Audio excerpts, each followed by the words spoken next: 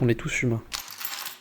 On a tous du temps à consacrer à notre travail, nos amis, nos familles, et peut-être un peu moins de temps à consacrer à des actions et des combats qui nous sont chers. J'ai donc décidé d'aller à la rencontre des proches qui ont passé de nombreuses années à s'investir dans l'associatif et dans l'humanitaire, et partager leurs conseils et leur expérience. J'ai fait de l'humanitaire pendant 18 ans. J'ai eu l'envie d'aller dans ce milieu parce qu'au départ, je suis éducatrice spécialisée. Je travaille avec les enfants et j'ai tenté d'aller rejoindre des programmes de protection de l'enfance lors de l'accueil des réfugiés rwandais à l'est du Congo. On vivait en collectivité parce qu'on était dans des zones de conflit. On était en 24-24, tous ensemble, dans notre mission et dans notre projet.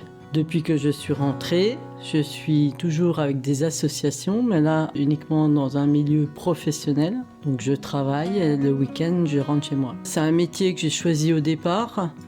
C'est quelque chose qui a toujours été là. Pour conseiller des jeunes, je ne pense pas que ça soit une question de temps ou une question d'envie. Soit on a les tripes et c'est évident, on le fait. Soit peut-être on le fera à d'autres moments dans la vie, mais en tout cas si on ne le fait pas sur le moment, c'est que c'est pas le moment.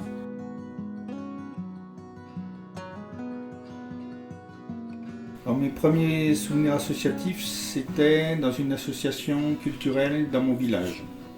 Après, j'ai eu une vie étudiante et là, je me suis engagé dans des associations de lutte pour l'abolition de la torture. On faisait signer des pétitions, on faisait se rencontrer des réfugiés politiques pour informer les populations de ce qui se passait dans les pays d'Amérique du Sud, d'Afrique à l'époque. Après mes études, je suis entré dans le milieu professionnel. À cette période, je me suis plutôt engagé dans des associations culturelles. On montait des concerts, on faisait venir des compagnies de théâtre.